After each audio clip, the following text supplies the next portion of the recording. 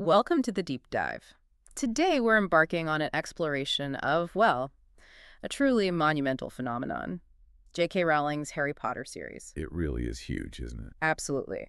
We're aiming to cut through the noise, really understand not just what happens in these books, but how they manage to captivate an entire generation, reshape publishing, and just become this global cultural force. Yeah, a force is the right word. We've pulled together a whole range of sources for this deep dive, everything from, close reads of the story itself to analyses of its literary impact, its crazy commercial success, and its ongoing legacy. It keeps evolving. It does. And this is really for you, whether you've read the books a dozen times or you're just curious about what all the fuss was and still is about. Right. So our mission today, really, is to unpack that journey. How did these books get millions of kids and adults reading like crazy when things like video games and TV were taking off? Good question. We want to give you that shortcut to understanding the maybe surprising facts and the deeper insights that keep this world feeling relevant, even now. Okay, let's unpack this then. How did one woman's imagination conjure up this incredibly enduring, fantastical world that still connects with so many people? It's quite something. Well, it all kicks off with The Boy Who Lived, doesn't it? Book 1 plunges us right into Harry's pretty miserable life. He's 11, living as a muggle that's non-magical with his really quite cruel aunt and uncle. The Dursleys. Not exactly warm and fuzzy. Not at all. And then, bam! This dramatic intro to the wizarding world via Hagrid, the kind half-giant. And suddenly he's off to Hogwarts School of Witchcraft and Wizardry. A pretty big change from the cupboard under the stairs. Just a bit.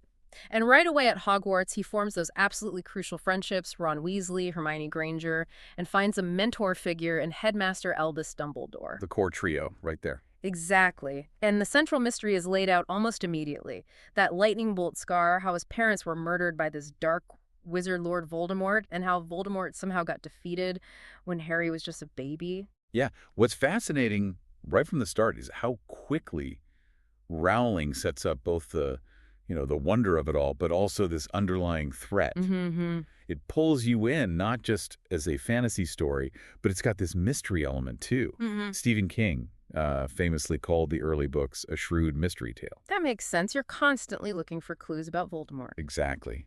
And that threat just keeps building, doesn't it? It really does. The early books layer in more lore and definitely escalate the stakes. Like in Chamber of Secrets, you get those sinister attacks on Muggle-born students. Right, the whole Heir of Slytherin thing. Harry discovering he can talk to snakes, Parseltongue, and that giant basilisk lurking beneath the school. Plus, the whole Tom Riddle diary possessing Ginny Weasley, showing Voldemort's lingering influence. It gets darker pretty quick. Yeah, and then in Prisoner of Azkaban introduces those terrifying Dementors. Soul-sucking guards, essentially. Properly scary stuff. And Harry learns the Patronus charm to fight them. We also get that big twist about Sirius Black, Peter Pettigrew, the betrayal, all revealed using a time turner, which is a neat little plot device. It weaves the mystery and magic together really well. But things take a really dramatic, much darker turn at the end of Book 4, Goblet of Fire. Oh, yeah. Big shift. Hogwarts hosts the Triwizard Tournament. Yeah. Harry gets unwillingly entered, and it all leads to this incredibly dark climax. Cedric Diggory is murdered. Tragic. And Voldemort achieves full resurrection using Harry's blood. That moment just changes everything for the series. It absolutely does. That's the point of no return, really. Yeah, this is where it gets really interesting, isn't it? The stakes just shoot up. It stops being about hidden threats and school mysteries. And becomes open war. Exactly. An undeniable open war footing for the wizarding world. Voldemort's back, and he's not hiding anymore. Which forces the narrative to mature significantly. Right. So in Order of the Phoenix, Voldemort's openly declared war, but the Ministry of Magic is in complete denial. Fudge burying his head in the sand.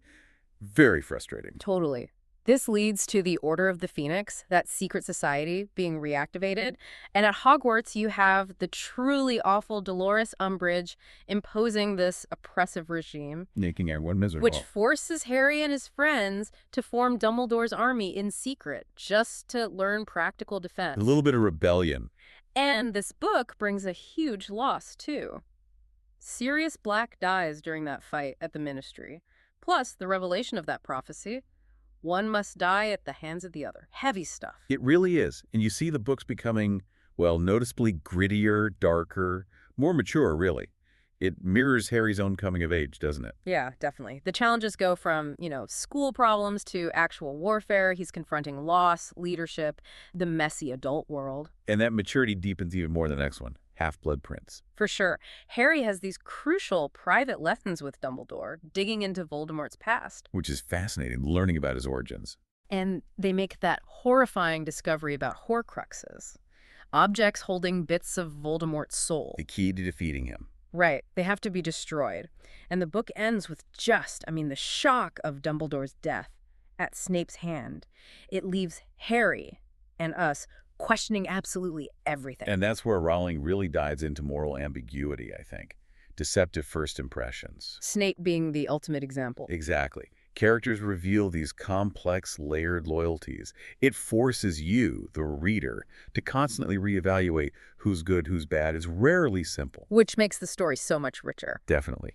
And that sets up the intense finale in Deathly Hallows. Intense is the word. Voldemort basically takes over the Ministry. It's bleak. Totalitarian regime, almost. And Harry, Ron, and Hermione are on the run, hunting down the rest of those Horcruxes while also trying to figure out the mystery of the Deathly Hallows. A desperate, dangerous quest. And then the ultimate sacrifice. Harry realizing he is a Horcrux and walking willingly towards his own death. Such a powerful moment. It leads to that huge climactic battle of Hogwarts, Voldemort's final defeat.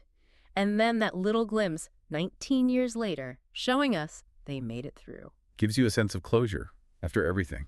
So we've walked through the plot, but let's shift gears a bit. What about the craft? What is it about the storytelling itself, the alchemy of it, that makes these books resonate so deeply? That's a great question. I mean, on one level, it's a masterclass in genre blending, isn't it? How so? Well, it's clearly fantasy, but it's also a powerful coming-of-age story. A Bildungsroman tracking Harry's growth, but you've also got mystery, drama, adventure, horror elements, thriller moments, romance. And that very British school story tradition, too. Absolutely. And Rowling's style, that juxtaposition of the extraordinary against the ordinary, is key. Right, like magical things happening in very mundane settings. Yes, like moving paintings, biting books, shouting letters. It grounds the magic, makes the wizarding world feel exotic, but somehow familiar. Believable. Even the names, like Malfoy sounding unpleasant or Lupin hinting at wolves. Little clues everywhere. And Harry himself starts as this every child figure.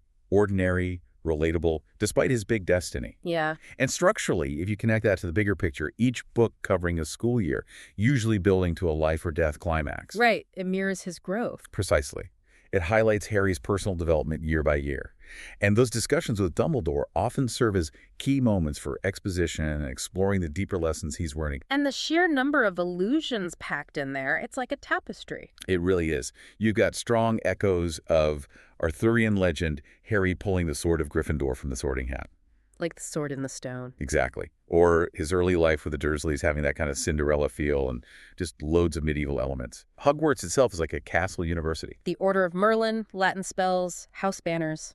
Dragons, unicorns, and scholars point out links to French Arthurian romances too, given Rowling studied French. Things like owls as messengers, werewolves, white deer. Apparently direct parallels to a 14th century text called Claris et Laris. Wow, I didn't know that specific one. Yeah, it's quite detailed. But maybe more profoundly, especially if you're looking for deeper meaning, is the Christian symbolism. Which Rowling later confirmed was intentional, right? Yes. Harry's self-sacrifice, his journey through that sort of limbo state, his resurrection, it's very deliberate. Side to Hermione explaining how love allows one to live beyond death. Rowling said these ideas epitomize the whole series. With Dumbledore as a kind of guiding, almost godlike figure. That's how many interpret it, yeah. Leading Harry towards understanding how to conquer, or rather accept, death. Which brings us neatly to the core themes, doesn't it? Death is arguably the central theme. Absolutely central.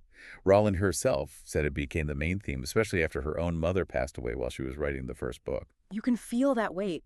Harry is constantly confronting loss, his parents, Sirius, Dumbledore.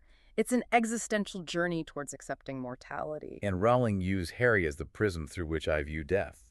All the characters really are defined by how they face it.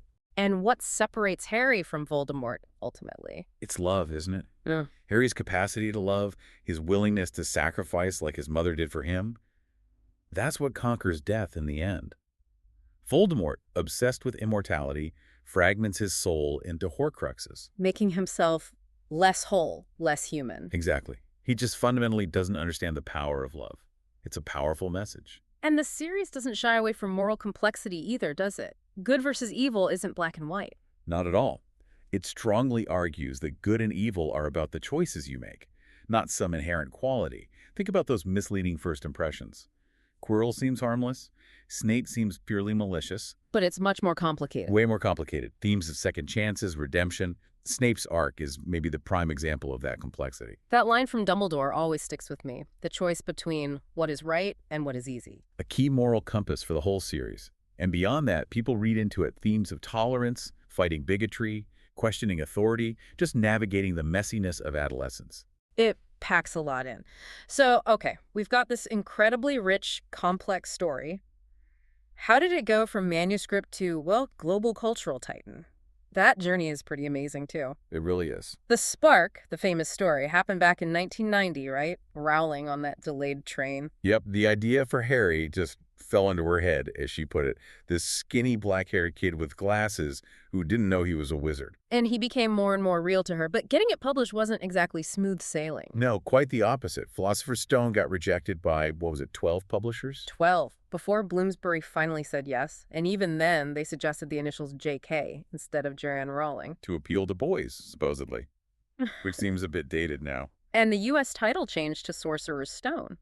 Apparently a decision Rowling wasn't thrilled about later. Yeah, small changes, but part of that initial journey.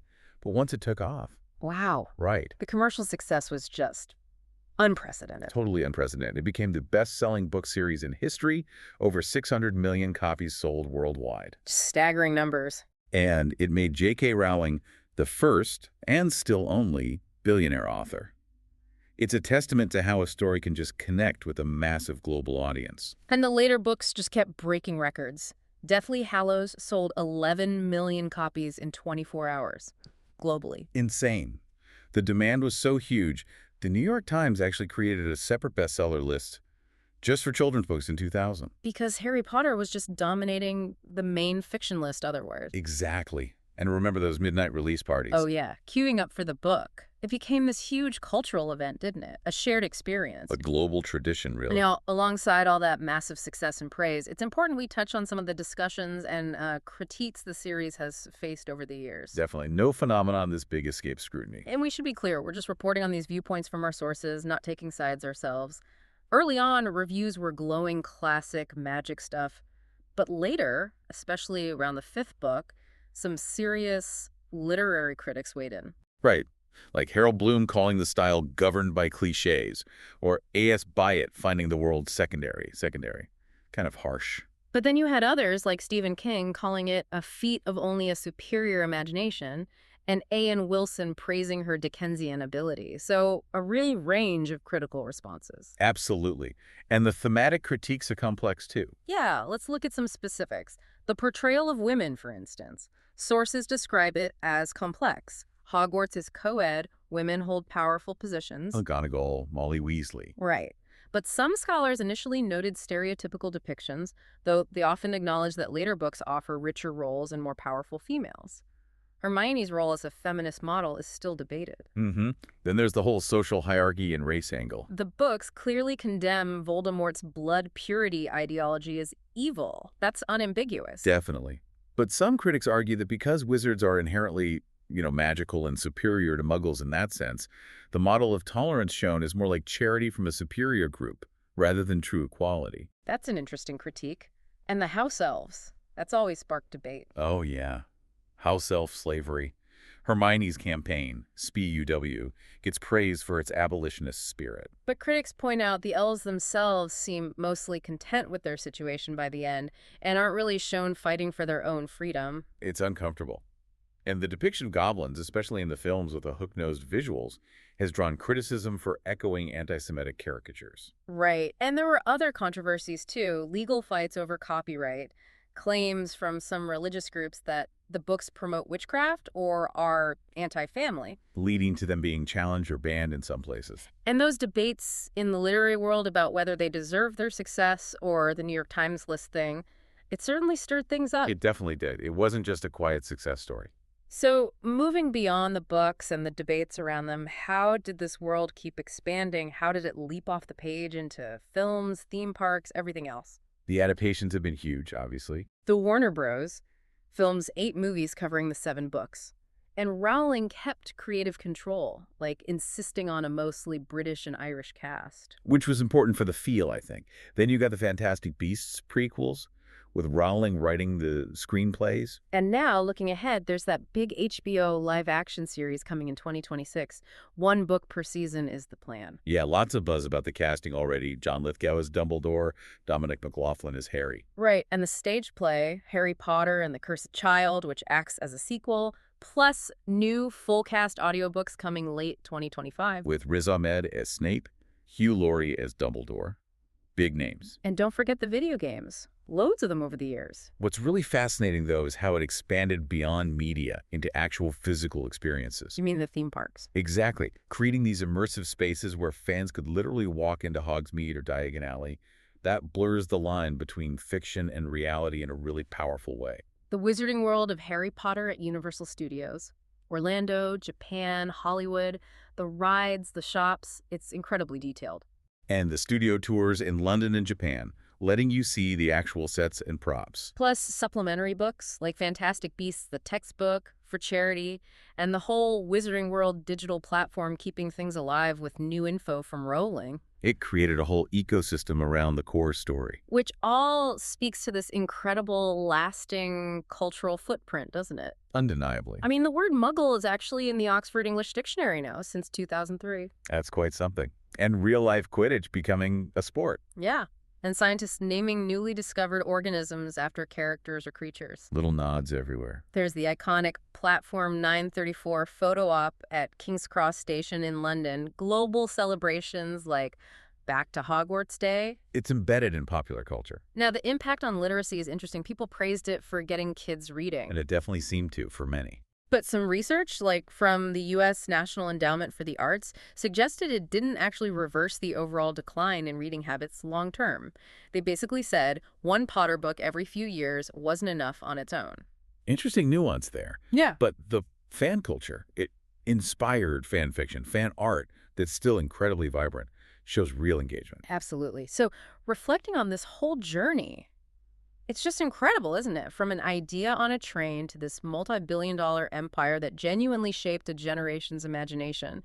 And it's still evolving. It really is, which leads to a thought, maybe for you, our listener, to ponder. Go on. In a world that seems increasingly geared towards short-form content, instant gratification, what's the enduring magic of a sprawling 7-book, deeply layered story like Harry Potter for future generations? That's a great question. What lessons from its big themes, choice, love, connection, facing mortality, what will continue to resonate down the line? Something to definitely think about. Well, thank you so much for joining us on this deep dive into the Wizarding world. It's been fun to revisit.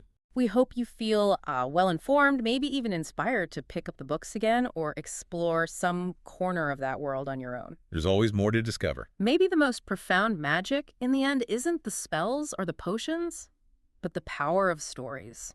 Stories that help us figure out how to choose what's right, that connect us across generations, and remind us there's always more to learn.